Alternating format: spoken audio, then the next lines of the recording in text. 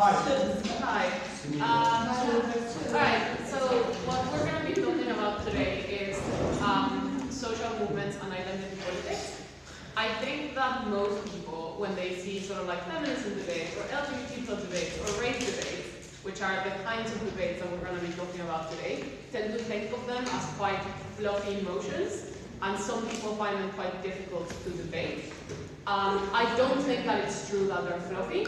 I think that they're probably one of the most impactful forms of debate that you can engage in, just because they're debates where you're literally debating about social movements that affect the plight of millions of people. What do you mean by fluffy? Fluffy, sort of like, not very, like, when people discuss IR motions, it's like, oh, it's high impact, so you're talking about war and death, and that's high impact, a hard motion, whereas feminism is like soft and spongy and doesn't really talk about impacts, whereas it does, right? Because whatever the feminist movement does obviously affects how people perceive women, the ability of women to get things, and that's half of the world's population. So I don't think it's true that they're fluffy. I think that they're very real world, and I think that overall, when you debate these kinds of motions, you should be trying to get to this very real world, how do we affect women on the ground, or LGBT individuals on the ground, or people of color on the ground. So that's probably what we're going to be talking about today, sort of how to navigate those kinds of motions and the kinds of arguments that you can probably derive, that you can sort of find commonly in most of these debates. I think that the most useful thing to do as a start is to just define what we mean by identity politics and social movements. I actually think that starting with identity politics is probably useful because it's related to social movements. So what do we mean with identity politics? Can anyone does anyone have an idea? I think it's a weird term, to be fair, but does anyone have an idea of what it is? Yes. Identity politics is making policies that treat different groups of people differently based on their background, specifics, characteristics, etc. Yeah. I think that's very sort of on the ball. Identity politics is sort of like when you band together with a group of people, not necessarily because we're all conservative or we're all liberal or we're all the Green Party, but rather you band together as a group because you all have shared characteristics of identity. So you band together because you're all LGBT people, or you band together because you all have the same identity of being female, or you band together because you're all men, maybe. But that's more or less what the term identity politics refers to. And to then utilizing that power that you have as a group to try and get policies that are good for you as a group, rather than try to pass conservative policies or liberal policies. So it's basically politics, but instead of on the basis of political parties, on the basis of your identity. So then, what are social movements? What are the kinds of movements that you guys think come up in debates frequently? I already mentioned a few, but... Women's rights.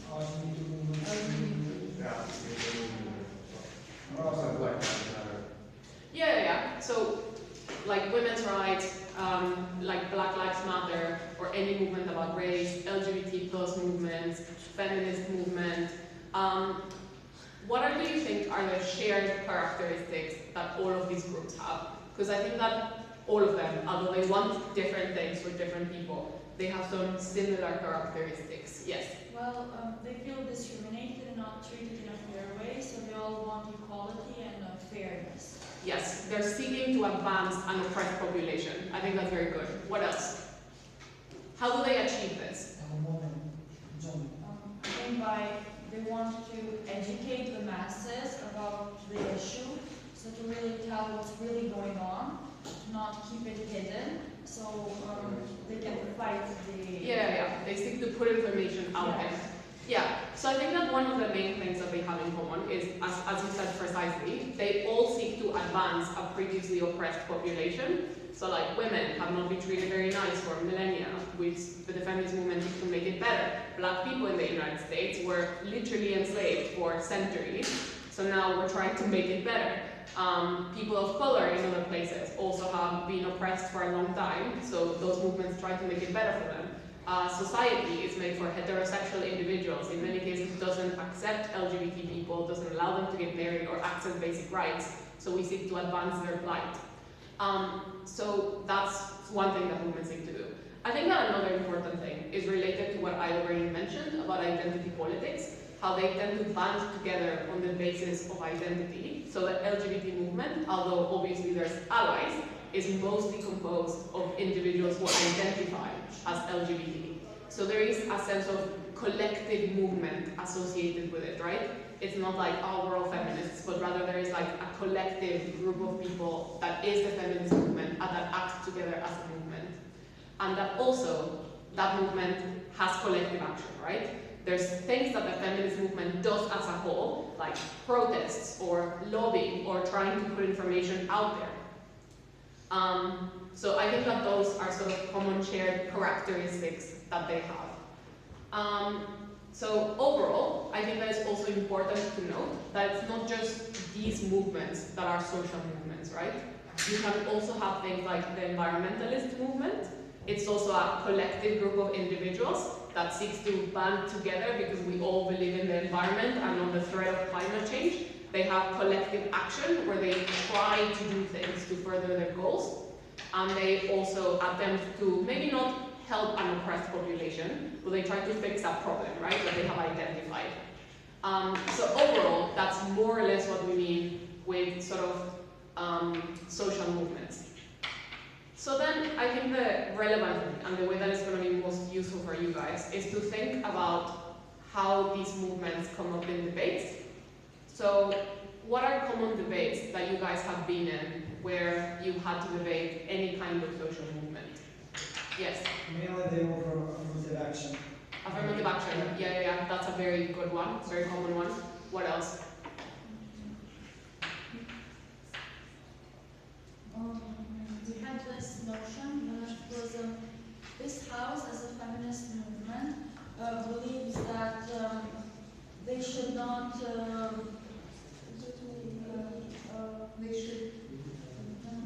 We should not promote their by supporting this house as a feminist movement believes that they should or should not should support women's community and Yeah? music videos. Okay, yeah, that's a very good one.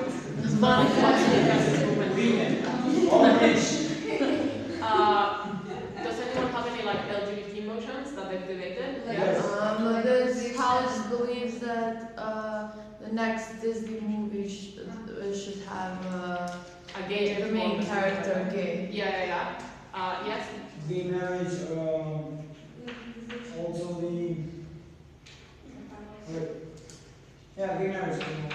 Yeah, like This regressive house focus would on not gay. support pride parades for the LGBT community in countries in which they don't have. Yeah.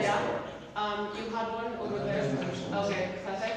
Yeah, so it's basically things that ask us what should the movement support, whether or not the movement should do a particular thing, or whether something affects the movement in a particular way. But I think that all of those are good examples. So like, do we as feminists support X or Y? Do we as LGBT individuals support X or Y? Should we want this or should we want something else? So then I think that the most useful thing to probably get from this workshop is sort of find arguments that you can sort of use in all of these motions, even if you don't know that much about one particular social movement, because I think it's just true that we know more about some movements than others, right? Yeah. So what do you think is like the best thing that should come into your head when you get a social movement motion? Yeah. Once again. What is like the main thing that you should try and do when you get a social movement motion? What is the like main goal of you as a team? What do you want to prove? To get included in the society. Okay, you maybe want to get included in society, yeah. The impact that social movement would have on the society. On the society, or more specifically on what part of society? On the society and maybe in that specific group that that is supporting this social movement. I think maybe both on the community that is that was oppressed and had to create that movement to then influence those who have been oppressing them or have more privilege. Yes, I think that those are very good. I think that overall, the main goal of social movements is to improve the quality of life of the individuals that they're representing, right? So if you're Black Lives Matter, you don't really care that much about white people. You care more about improving the lives of Black people. If you're the feminist movement, you're okay with men, but probably the most important thing to you is to improve the lives of women. So overall, when you get a social justice motion or like a social movement motion, the main thing is like, does this improve the lives of the group that I'm trying to represent?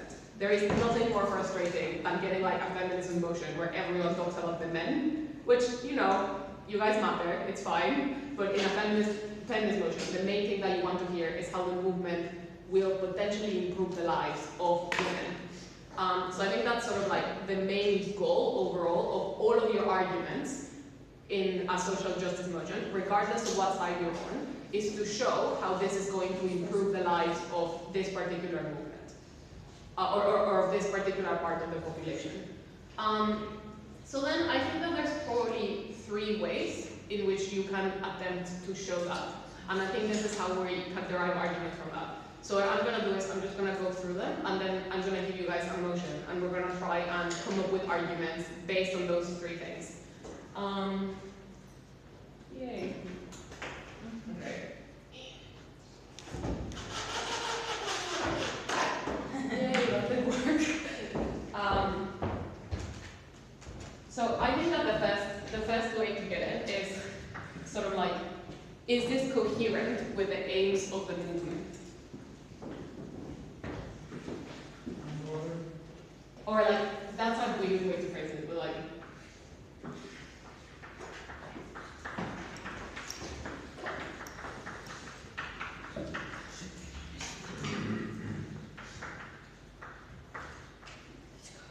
so by that I mean, so for example, if you get like a motion that says something like, this house as the LGBT movement believes, this house as the LGBT movement in places where gay marriage is not yet legalized, believes that we shouldn't focus so much on making it legal and should instead focus on something else. So there you can make an argument as, of course you should focus on it because what you want is equality, and equal marriage is incredibly important to the aim of you as a movement if you want to achieve equality. Therefore, not supporting equal marriage and not campaigning for it is not coherent with your aims as a movement, and you should definitely do it. So sort of like, is this coherent with what you want as a movement? Does this seem to improve equality? The second thing, obviously this one is more like principle, and I think that sometimes this is like the main thing that people sometimes get stuck on when they do social justice or social movement debates. They get sort of stuck in the very fluffy, like very vague and abstract. I think that the second one is really important, which is the effect that it has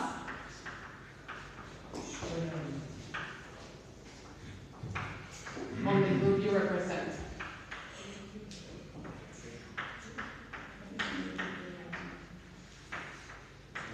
So this house as a feminist movement should support women who go and dress scantily in music videos. Does this have an effect on women, and is it a good one or a bad one? And I think that there's overall sort of 2 ways in which you can sort of get this effect. I think that the first one is a direct effect, which is, does that change the way that I as a movement affect policy? That I as a movement affect in the things that I campaign for, in the things that I am able to provide women, for example. I think that the second thing is also in regards to the kind of safe spaces that you can give. So for example, if you get a motion about how the feminist movement should accept that, I don't know, in abortion debates, this house believes that the feminist movement should say that the fetus is alive rather than not alive. I think that in that you can talk about how the most important thing is to provide a safe space for women and that you no longer have that safe space when you're admitting that they're killing a living thing, or you seem to be saying that. So I think that safe spaces are also an important one. I think that there is also a third one, because obviously, as I said before, there is the effect that you have on the group. But I think someone mentioned early also that the group's ability to influence the rest of society is also quite important in these debates. Why is that important? Like, why do you, as Black Lives Matter, care about what the rest of the population of the United States thinks? Yes? Because they are the ones oppressing you. Yeah, they're the ones oppressing you, right? And they're the ones in power. They're the ones making policy. They're the ones shooting you. So you want to change their minds. And also someone there, like you mentioned, sort of, it's important to get the information out there to make people realize what's happening. So I think that the other thing is, how does the rest of the population feel about you as a movement? So the effect on the rest of the population.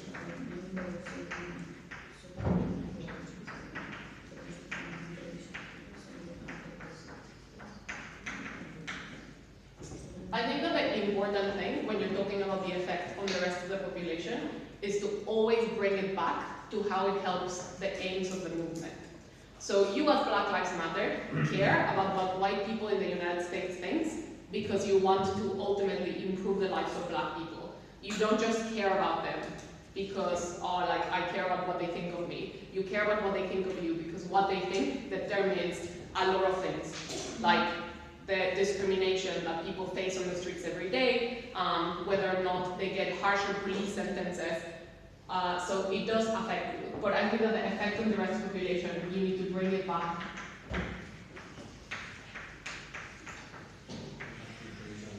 to how it affects the group that you represent. I think that here there's also sort of two levels that you can talk about. The first one is, so like, how do you think that, for example, the motion that we debated yesterday, that we would give lower conviction rates to members of minority groups. So in the example of Black people in the United States, how do you think that giving Black people less conviction rates, or like lower sentencing, would affect how white people feel about it?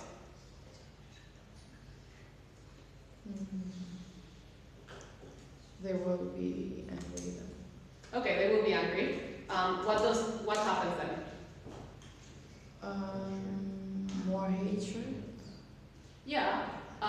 So you as an individual Black person in the United States, sorry, an individual white person in the United States feels more angry. How does that play out? It just empowers more of the society is already polarized. It just makes it stronger right now. Yeah. Type of emotion. Yeah, so it makes that polarization stronger. So what specifically happens? Like, I want a specific example of like what would an angry white person do? Maybe a racist judge. Hate speech. Yeah. So like you're probably more discriminatory, right? You feel validated in the fact that all Black people are criminals and they're getting away with it. So if you meet Black people, you're likely to be more discriminatory towards them. If you are hiring people, you're less likely to hire Black people. So you individually become more discriminatory. What happens when it is not just one individual white person, but rather a large amount of the population that feels this way? What do large groups of people do? Chaos. They tend to be violent. I don't know if violent necessarily. I think that it's an impact that you can draw, but something even simpler. Like, what do large groups of people do when they're angry about something in society? They protest, but also they Vote. Yes. Politics. So you're likely to vote for politicians that don't want to do nice things for Black people. Obviously, if you can prove that like all white people in the United States will riot, you can do that. It's a great impact, but I think it's quite difficult to prove. I think it's more likely that they're going to get angry, so they're not going to be sympathetic to the things that Black Lives Matter wants to do. So I think that overall there's two things. So like the individual,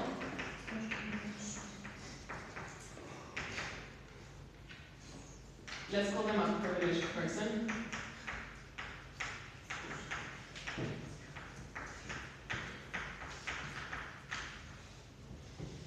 and the sort of the group effect.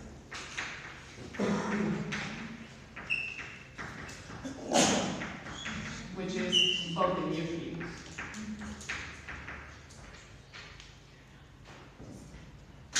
Or not just voting, but also the kind of policies you support. If you are an angry man and you think that women are getting away with things and that they're getting things that they don't deserve, like with affirmative action, you're less likely to be sympathetic to feminists or the feminist movement when they tell you that women are oppressed, because you feel like they're not. And you're less likely to therefore support policies that have feminist aims, like having equal numbers of women and men in CEO boards, like having maternity leave for women, or other things that the feminist movement might want. So I think that overall, when you talk about the effect of the rest of the population, you can talk about the individual effect, what an individual person would do in regards to being more discriminatory, but also what many people, the effect that that has on like the policies that they vote for, what politicians they put in power, whether or not they support the movement. Does this all make sense? Does anyone have any questions about any of these? No? Okay, yes. About safe spaces, I don't quite. For example, let's say that, so safe spaces, what that I mean is sort of like, with things that are, like, it's very difficult for individuals from oppressed groups sometimes to be in society, right? And sometimes the thing that you need is to go to a group and share your experiences and feel free to sort of vent and get tips and get care. So if you're a woman and you have been sexually assaulted, the last thing that you want is to walk into a room where people are going to say kind of like eyes because of what you were wearing. What you really want is like a safe space where you can share your story and you can get help. And in many cases, movements provide these things.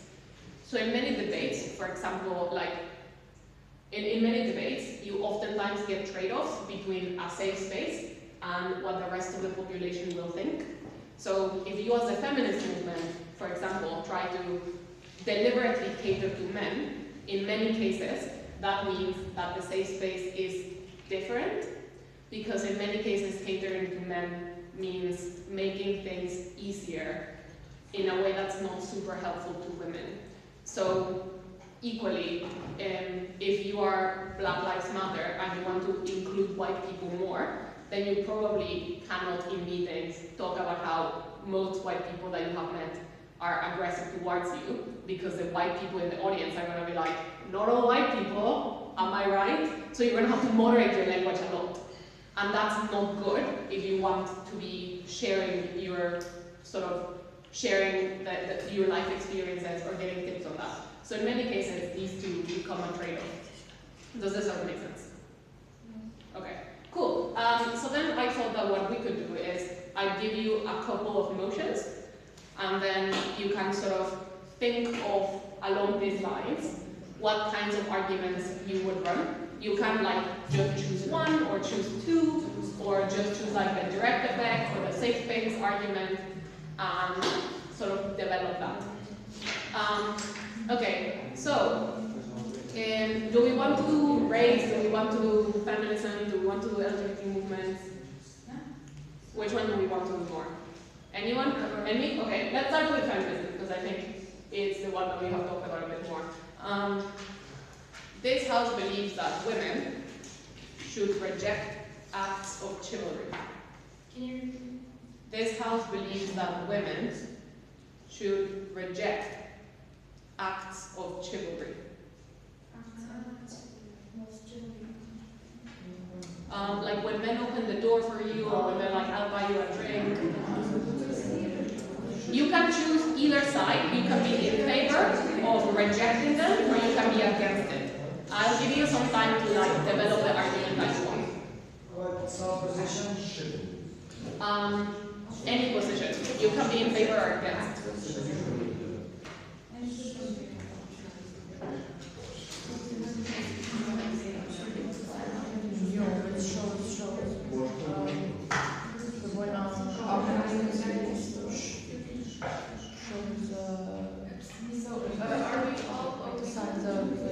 You can be open in government or open in opposition.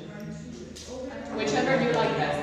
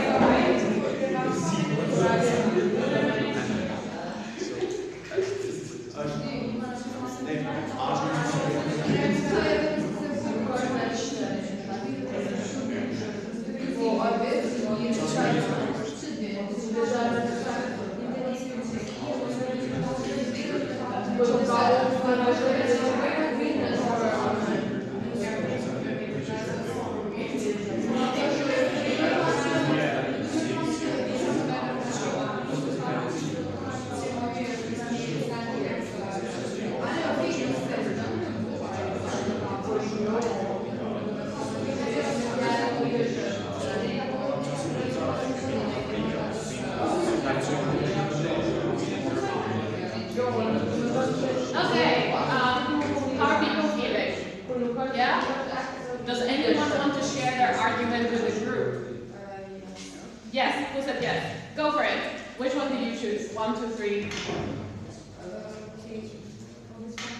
Okay, go for it. Since women are always treated like fragile creatures who should be treated softly, in fact, people are just concentrated in these acts of chivalry and don't really show respect in other aspects of life that women need. So we as government don't think that this is the right thing to show respect towards women. Instead, respect can be shown in different aspects that we need more. Yeah, I like that. I also chose government, and I think our aim as a feminist movement wants to empower women to feel independent. And these acts of chivalry come from the thought that women need to be helped all the time. Yeah. And this shows that men should take care of the women, and that makes women feel maybe inferior or not capable of doing things on their own, which is not good. Yeah, so you went for the effect on the group directly. Yeah, very nice. Yes? We as a opposition think that chivalry is just the act of moral and kindness from beside the man and not the act of leadership. We believe that we should not reject the act of chivalry because we show even more weakness and signs of extreme feminism by rejecting these acts of chivalry. Okay, that's fine, but I want you to take it a bit further. So why is it bad when we seem to be very radical? Because we show that we also think that people think of us as weak. Yeah. And we want to show that females can represent themselves and are safe enough with themselves, are confident enough with themselves that they can accept chivalry. And we want to show that because why do we want to make it seem like women are strong? Because of the status quo of how women are treated and how are perceived right now. Because they're perceived as weak, and that's why this motion is today. Because we believe that women are not treated right. But we don't think that a solution for women to be treated right and to get leadership is to not accept chivalry. Yeah, so I like the bit that you said at the end, how the problem with women being perceived as weak is that it translates into other things in society, right? Like people not wanting to put them in leadership positions. So always remember that when you're being it's bad that we perceive women as weak, because it affects them in other aspects of their life. Okay, behind you, yeah. I would go with a proposition side, and which is the first, let's say, principle or strategy. I think that this fits perfectly with the narrative that the feminist movement has been pushing the last years. It seems like the scope of their interest was to diminish the imbalance between genders in terms of leadership and in terms of the capability to make decisions. And I think that chivalry, it's like a metaphorical symbol that empowers both leadership and the capability to make decisions. So I think that by rejecting acts of chivalry, the feminist movement would break that chain of association and like try to fix the imbalance. Yeah, I like that. Chivalry goes fundamentally against feminism, so we shouldn't accept it. Yeah. I went with opposition. I tried to tie these together by saying that unless it's about creating safe spaces for women where they can have an opportunity to deny negative, unwanted advancements, this doesn't really have a huge impact along with the aims of feminism. Rather, it just creates more, kind of alienates them more from men and other maybe non-feminist women and parts of the population. And also, like, rejection should be normalized to the point where one shouldn't feel threatened to accept certain acts of chivalry. But most of these are respectful interactions that shouldn't be kind of maybe criminalized or solely rejected. Yeah, I like that. I like how you touched on a lot of things there. Sort of like, as a woman, it would be emotionally exhausting to every time someone opens the door be like, no. And then they're like, but why? And you have to explain it. And also it alienates you. And it means that now you reject both the good guys who are generally doing it because they're being nice, and also the ones who are doing it because they think you're weak and inferior. And you should instead only reject the latter. I really like that, yeah. Okay, last one, and then we'll move on to a different one. I wanted that we won't get equality by division. So we don't want to represent the feminist movement as ball-busting, man-hating women that will shut you down just because you're a man. Yeah. We want to achieve equality. We don't want to empower women to the point that they think that they are superior. We want equality, and this motion doesn't lead to equality. Because how does it affect the men? The men now perceive women as someone who hates them just because they were born as a man.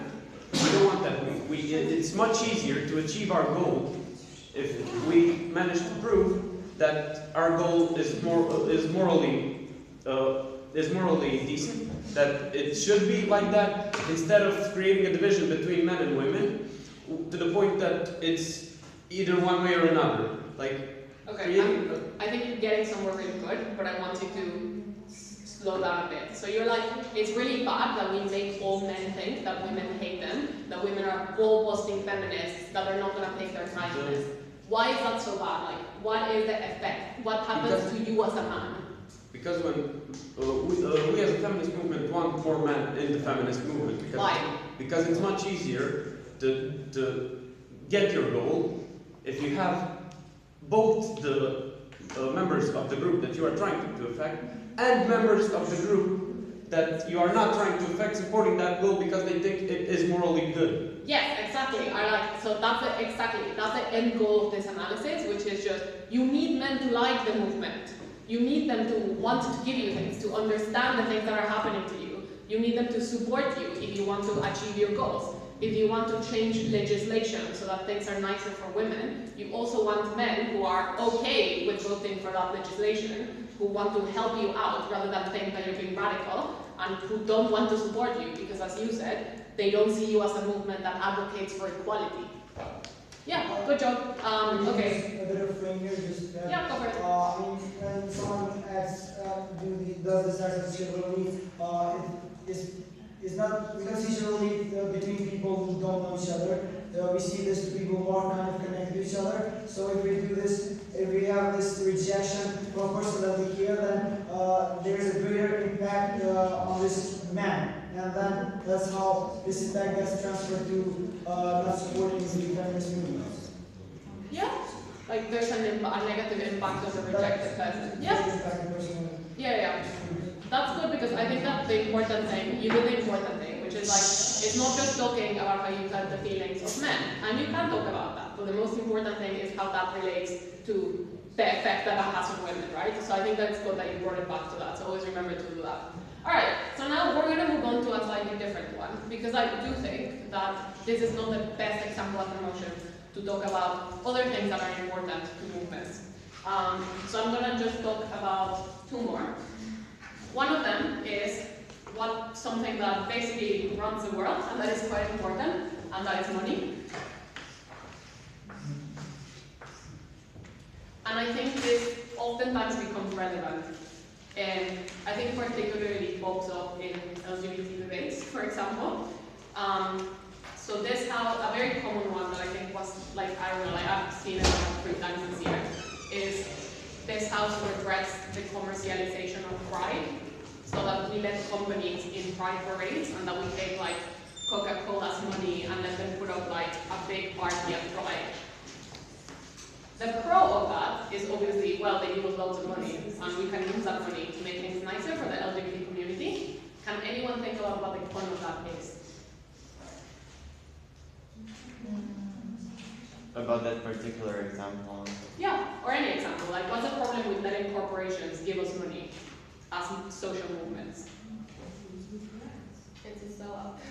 Yes, it's a sellout. It goes against our aims. Most of those people are in power and they're privileged and they're the ones who have been oppressing those people. Yeah, in many cases, those companies are like actively homophobic, right? They just give pride money so that they can present to everyone to not be homophobic. They're like, I don't hate the gays, I gave them money, like, look at me go. Because they also want LGBT individuals to buy their products. So this exchange of money oftentimes comes at the cost of the aims of our movement. The last thing that I think is quite important is when you think about how... Excuse me, I don't see the harm in like saying, oh, we're not homophobic, buy our product. I really don't see the harm here. Do you not think that there's something bad in, for example, letting a super homophobic party? Okay, I could like for example see the problem of commercializing feminism, because then it's oriented more to the people that can actually buy a specific product, but not to the people that are actually oppressed because of the gender inequality. But when it comes to LGBT community, I really don't get the point of why is it bad for Coca-Cola to say, oh, we support LGBT community, that's why you should buy our product. If they don't actually believe in that and they're only doing it for the image, that's not right. Okay, I get where the question is coming from. Yes.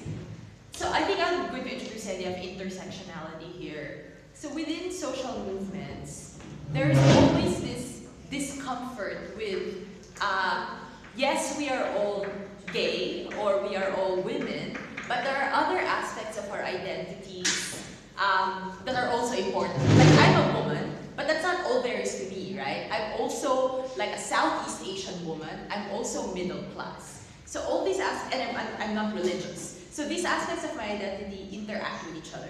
So with respect to the LGBT movement, there is like some tension within the movement about which members are the face of the movement, which members are being empowered. So even the campaign for marriage equality, for example, is seen as privileging a certain type of like LGBT individual who kind of desires stability, almost like heteronormative life, except that you are LGBT. And some members of the movement are uncomfortable with that because they're like, why are we prioritizing this one way of being as opposed to like a lifestyle that is more like promiscuous, that is less like oriented towards stability and monogamy. There's also this whole acceptance of minorities is not unconditional. A lot of times it happens when the people we are accepting appear more palatable to us. So we accept them on their terms. So for example, a gay man who is middle class or upper class, who has a good job, who is highly educated, who dresses well, who speaks well and fluently, is less likely, still encounters discrimination, but is less likely to encounter discrimination than, say, a poor person who also happens to be gay, or if not even trans, and who is a person of color as well, right? So like a lot of LGBT youth, for example, are kicked out of their homes, and if they're poor, they're a lot more vulnerable. If you're like a wealthy gay, you kind of can somehow insulate yourself from some of these harms. So where am I getting at with this? Okay, So, I don't get the point of Coca-Cola. Okay. Here, and the point I'm making here is the danger with capitalist corporate cooptation of the LGBT cause is a lot of times younger trans or LGBT have certain problems. For example, discrimination in the work wage system. For example, employment discrimination against trans individuals. A lot of companies continue to practice this, but the kind of gay acceptance that they advocate is very middle class or upper class. So they're going to say, yeah, we support a certain type of gay, right? Like a middle class, highly educated, upper class gay person, some of them can work for us, that's great. But when we're talking about like our lower wage workers, one of them might be trans, one of them might be a person of color, we don't support those struggles. So the danger with capitalism is it's not a very inclusive type of acceptance. But this is a real debate, because you can argue some acceptance is better than no acceptance, right? Okay. Yeah. Is it a bit clearer? Yeah, I get it, to be honest. But maybe not an example of Coca-Cola, because like everyone can buy Coca-Cola. Yeah.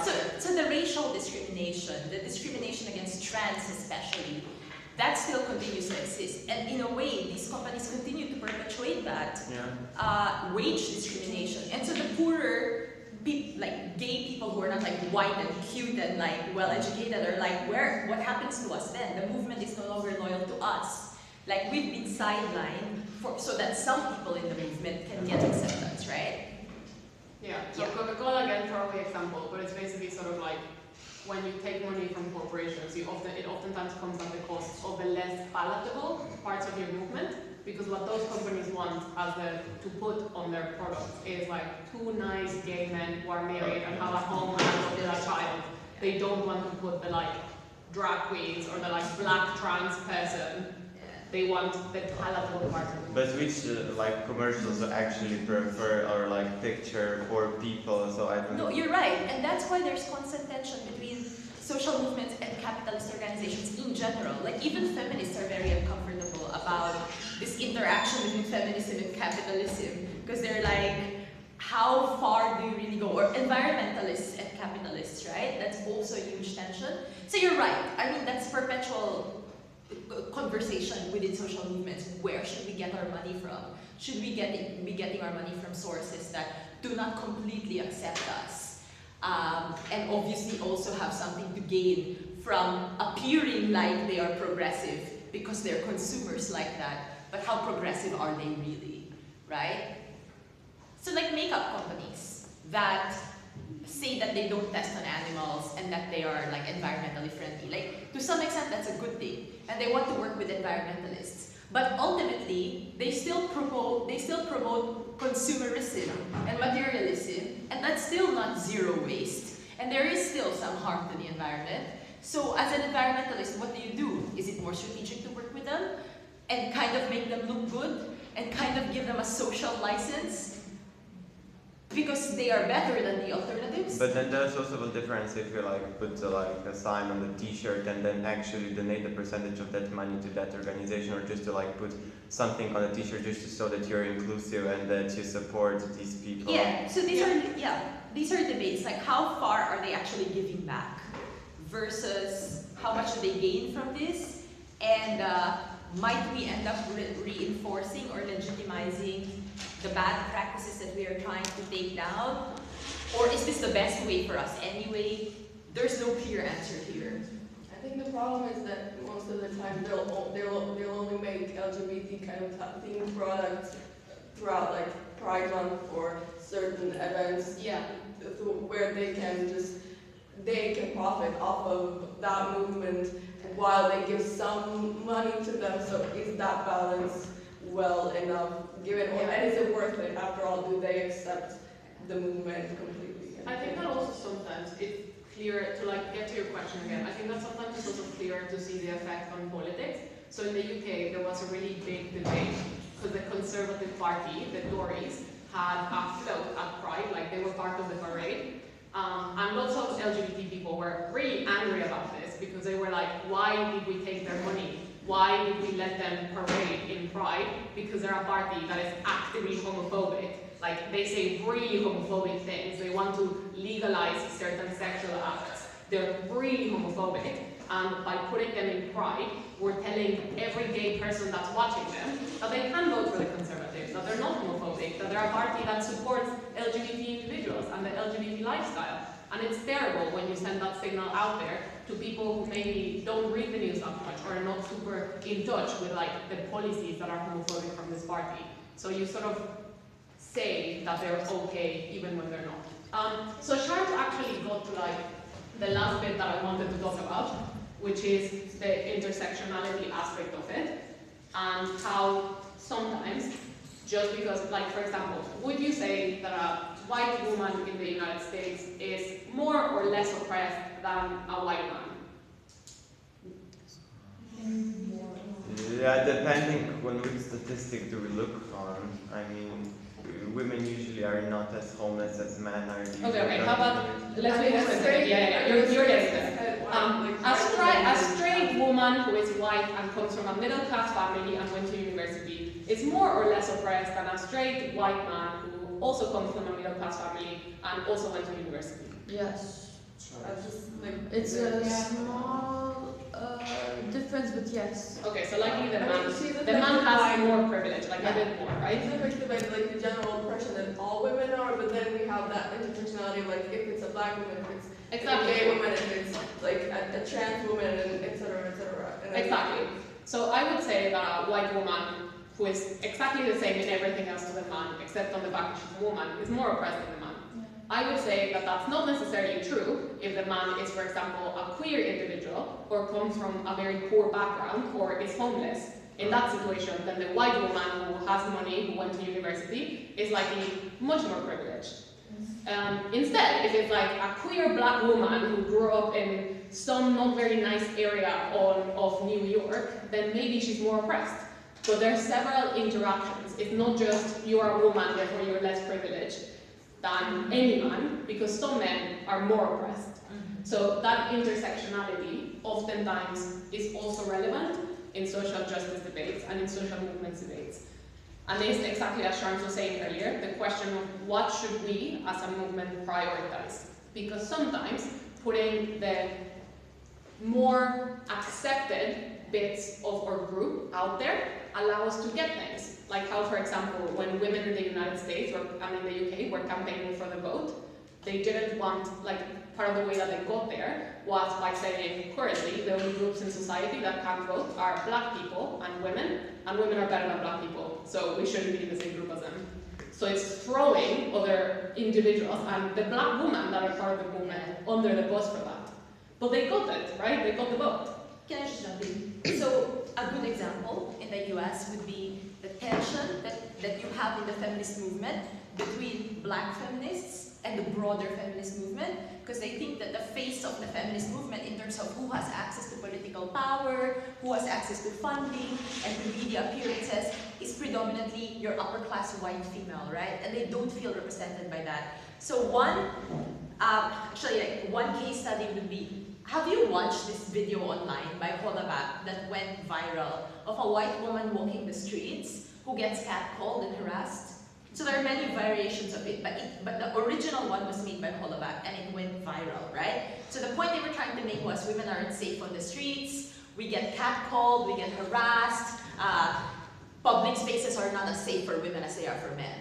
It was later revealed. I also watched that video. So it was later revealed that the video was heavily edited. And most of the men who are seen catcalling in the videos are men of color. So Hispanic or black men. And the woman is white. But when you look at the raw footage, there were also catcalling white men. But the white men were edited out. So the narrative you have now is white woman threatened by men of color. And thus the black feminists and the feminists of color were like, good job! Do you expect us to support this? When the end result of this is our brothers and our fathers are now seen as monsters and threats, and this justifies brutal policing, right? So there's this kind of feminism that they call carceral feminism, which they're like, a lot of white women advocate a very law and order perspective towards women's rights. It's always, let's call the police, let's call the police. But black women are like, but our families have a very different relationship with the police. And we don't think that an emphasis on arrests and calling the police in cases of domestic violence or in cases of like community conflict is a solution. Because the police tend to treat us not the same way they treat you, right? They tend to like be more likely to shoot at us and stuff like that. So that's a big tension in the movement, right? So black women are like, yes, we have a problem with domestic violence, it's true. We have a problem with street harassment as well, but we don't support a solution that's very police heavy. And at the same time, we think this perception that only black men are violent and are domestically abusive is dangerous because white men also have this problem. So within the movement, you have these debates. I mean, it's still in the context, but a little bit out of there. Can I hear your opinion? What do you think about classical feminism, which is supporting transgender community, and then radical feminism, which wants to eliminate gender or clashing together? What's your opinion about that?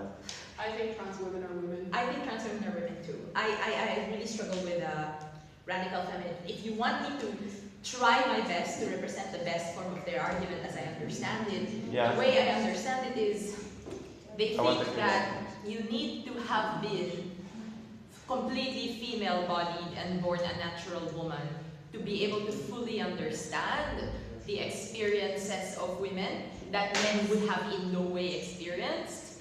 So the whole vulnerability to assault, the male gaze, and all of these things. And they're we accept that trans people have struggles, but they cannot be seen as real women because they are taking up... No. We're talking about the radical feminism that wants to just eliminate gender, but they believe that because classical feminism is constantly talking about how you can change gender, then these two things clashes because one has an opinion that you can change gender and the other has an opinion that you should not even have gender at all. So basically the argument that by being trans, you are actually highlighting the importance of gender. Yeah. Yes, I mean this is an argument that some of them make. So there are two very different strains. One strain is genders, your sex body is so important that you can't just change it. And the other one is by changing it, you are affirming how important it is, whereas we are trying to say that it shouldn't matter. I also disagree with this view because I think it does matter to some people. Yeah. But yeah, any thoughts on this? I mean, that's I completely agree. There are many versions of this debate. I find it a bit strange. So it is possible to believe that a lot of these gendered expectations are socially constructed. So the Judith Butler view of even the idea of biological sex is not a natural thing. It is the fact that we tend to think of things this way is because we are using gender to decide how to classify people. The very decision to classify people into male or female completely based on your genitalia is itself constructed thing, that's not a natural thing. Babies are born human, it is us who designate them male, female, based on a gendered view of the world, and based on that designation, they start performing it. So that's the view of some feminists, right, which are gender is completely fluid, completely arbitrary. At the same time, it doesn't mean that when you call something a performance, it means they can completely just snap out of it and forget it, and that it's not essential to their self, right? It can also be quite fixed and if you keep doing something again and again and again and again, it becomes natural, it becomes a part of you.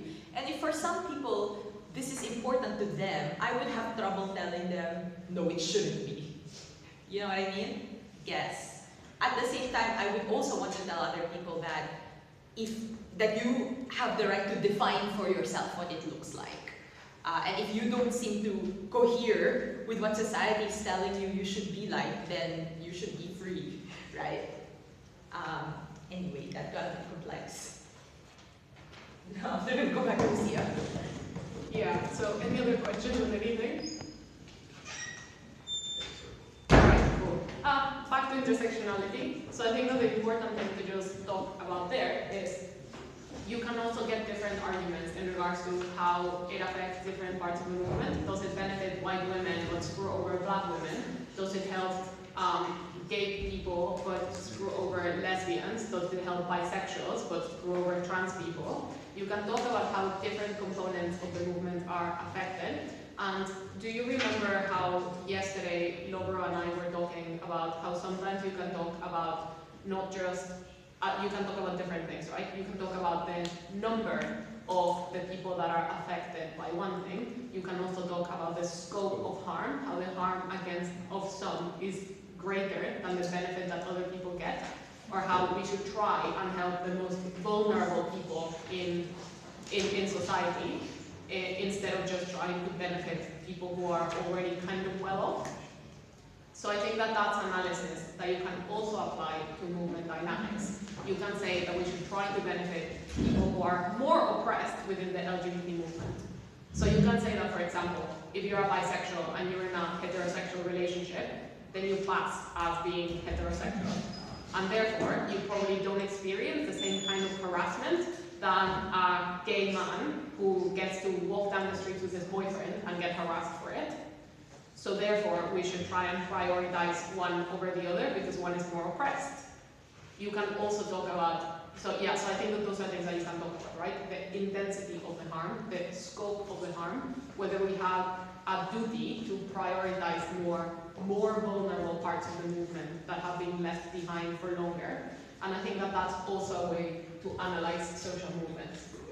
So then overall, you have like several different ways to derive arguments, right? So one is like, is it coherent with the aims of the movement? Second, how does it affect like the people that we're trying to protect overall? How does the rest of the population feel about what we're doing? And how that affects what we're trying to achieve in regards to achieving equality? How much money do we get as a movement if we do a particular thing? And are we willing to get that money? Even though it oftentimes comes with ties. So like saying that a political party is really good to LGBT people even when they're not. To getting money from a makeup company as an environmentalist, even though they're still polluting and contributing to destroying the environment.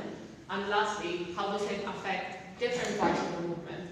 So parts that are not necessarily the most, the ones that need our help the most. Does this all sort of make sense? Mm-hmm. Cool. I don't know if we have 12 minutes. Yeah, okay, so let's do another motion. Shams, do you want to go like inspiration or something?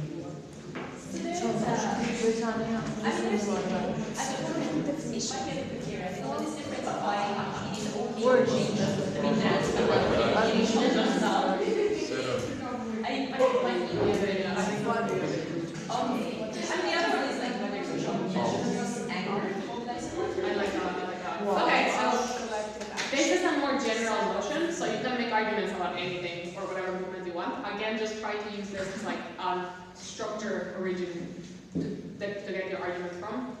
So the motion is...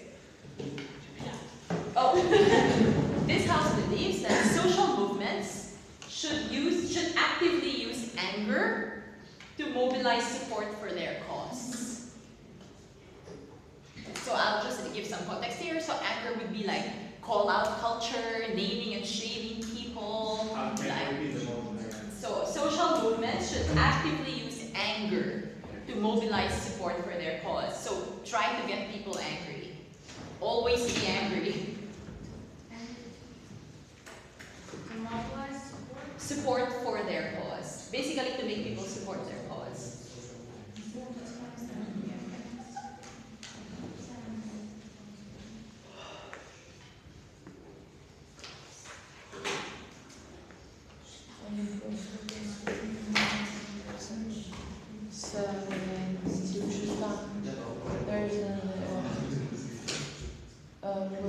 We've tried other ways trying to solve.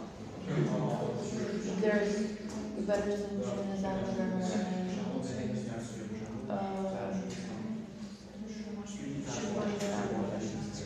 Is it the same situation with both government and opposition, or can we still go with government and opposition, or do we have? You can be either government or opposition, whichever side you like more.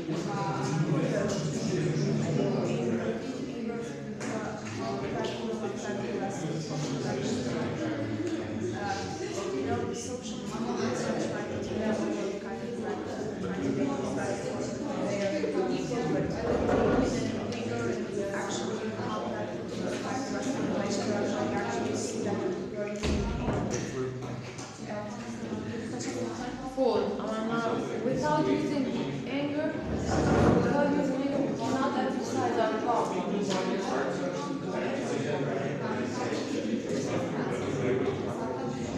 We need to emphasize our problems because the subject is now. We can see that people that are trying to solve their problems with not no anger, but with discussion are not getting enough attention from the people of government. So if we use the groups that are using anger are getting more attention and more publicity to their cause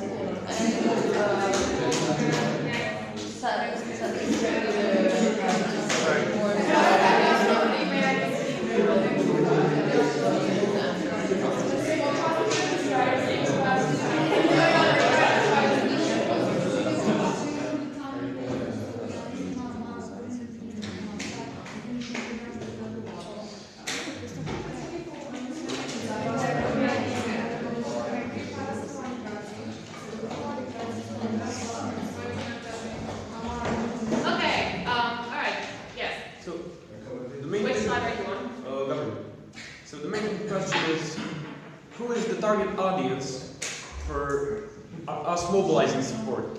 It's the people who still don't have an opinion about the subject. Because people who have a strong opinion about that subject are already actively doing something about it. Most of them are. So the thing that we want to create with using being angry is actually give those people a countermeasure to what the people that are oppressing those groups have been doing for a while. So how many derogatory names for those minorities you can think of at the top of your head? They've been called that for years. It's time that the social movements show that this is the tipping point. We're getting angry, we won't take it no more. So we want to create a society where people actually see the oppressors as they are. Racists, homophobes, misogynists. We want to normalize the contempt of those people for the oppression that they are still actively imposing on those groups. So I think that some of those messages can't reach the uninterested public if they aren't loud enough, clear enough, because we can argue that, we can debate this all we want, but if it's not simplified and clear that, okay, they are racists, they are homophobes, they are misogynists, that we can develop all the complex arguments that we want, and it's not going to work as effectively as publicly calling them out. Yeah, anger is a very effective medium to get populations that currently are sort of as a gray area to supersede other things. Opinion. Yeah, I like that. Okay, let's go with you. I think I took a position here, and I think that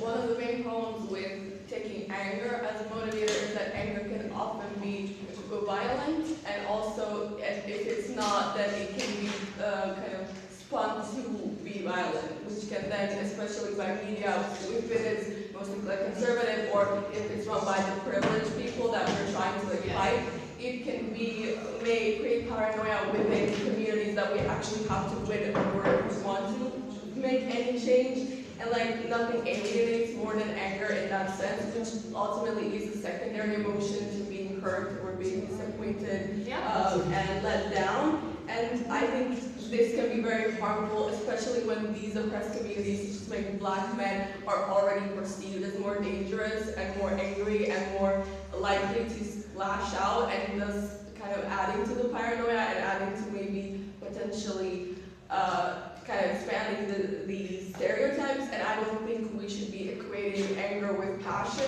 in this sense, because we can be passionate about the movement and about what we want to do and achieve without using anger as a main motivator. Yeah, that's very good. That's like the opposite thing, right? The effect that anger will have on the population can be a good one, or it can be a bad one. Yeah, good. Okay, who else has something? Yes? So basically, when we see nowadays, all we see in Wait, are you on the top or on the we can, in the media especially, what we can see is always angry protesters and angry people that have emphasized their problems. So the first thing we were trying to say is anger is a way of emphasizing your problem.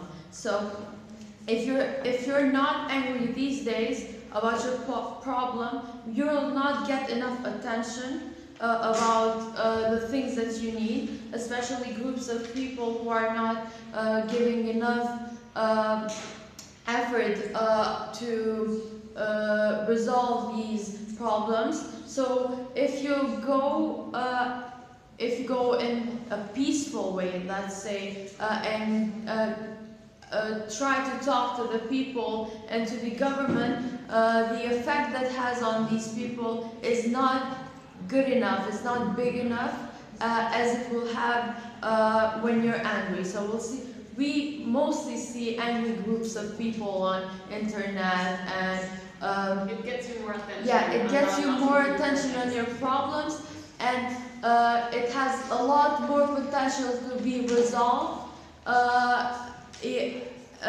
because people will see that it's an actual problem, and people are getting mad because this problem is not being resolved. But and on the other side, while people are not mad about their problems, are not angry, people will say it's good.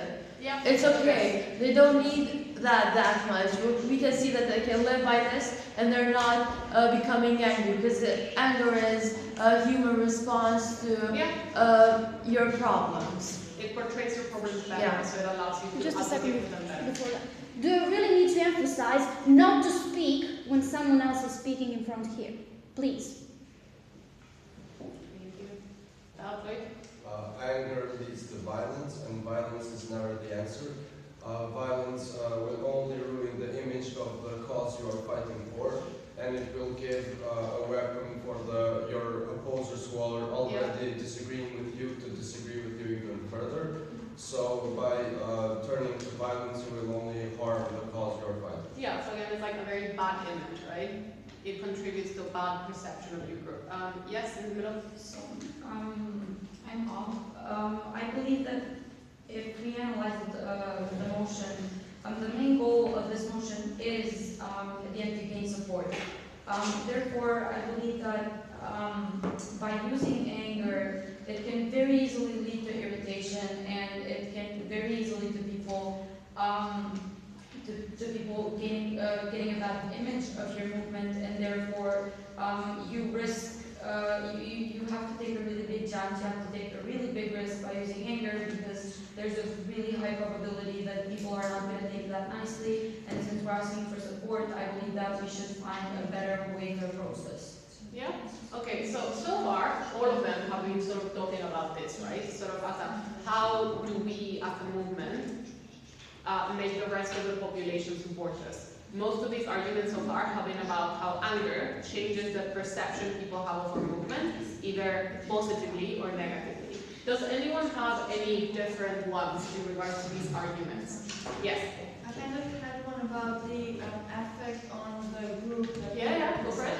which that would lead to constant frustration about their situation, and they would not really think in a rational way to solve the problem, but always reacting all the time, which that would lead to always being triggered, yes, which that would lead to psychological stress to them also, and people around them. So it would both ways it would cause frustration. Yeah, I like that. I think that argument as well can be used for both sides, as you said, sort of like not being able to express your anger must be really frustrating, but simultaneously making it very common to use anger means that that's your immediate sort of like get angry. Exactly. It becomes a habit.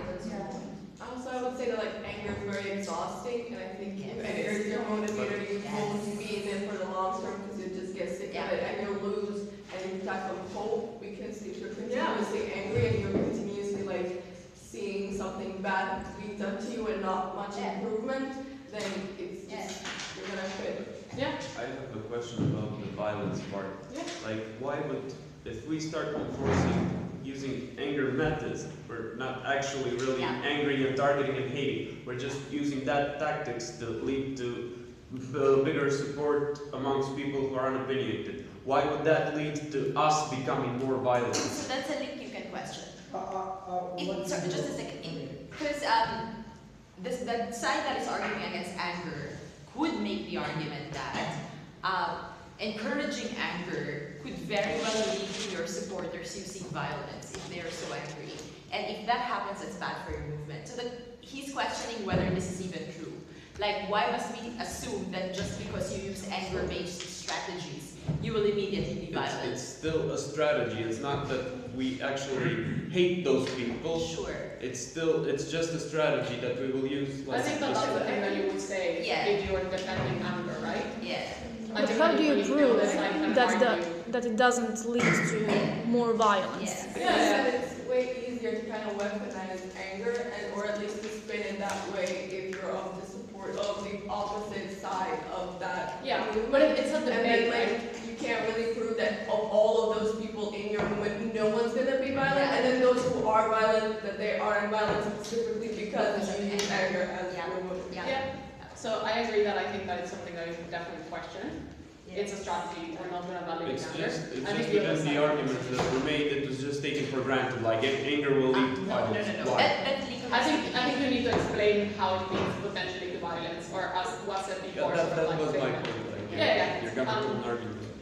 Okay, so Yeah, but I think you could argue that. I think you could explain how using anger leads to more radical action, because if you use anger as a social movement, you usually attract people who are directly affected by the unfairness you are fighting to solve, and people who are directly affected by that unfairness and injustice are more likely than to use radical actions because they really yeah. So I think there's some nuance in that. I agree with you that you attract certain elements that are more likely to be radical. I think that I basically think that if you are as a movement fighting racism, every person who joins your movement is likely to, or like most people who are affected by racism will join your movement.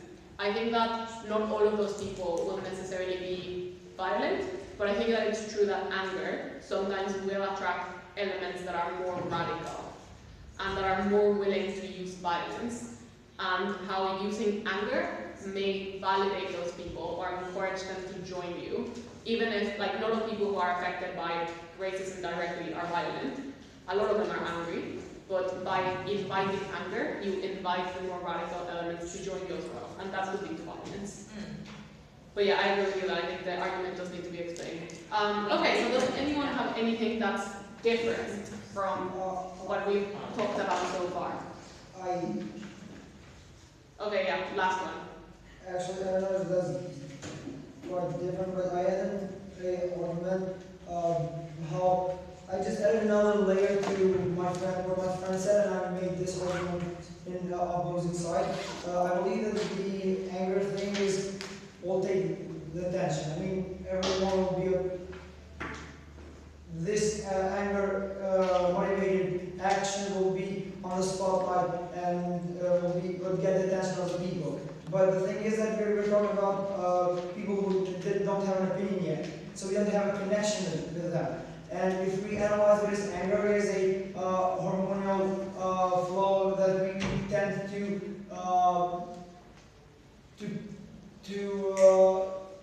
comfort it or to have it because it represents negative elements of our lives.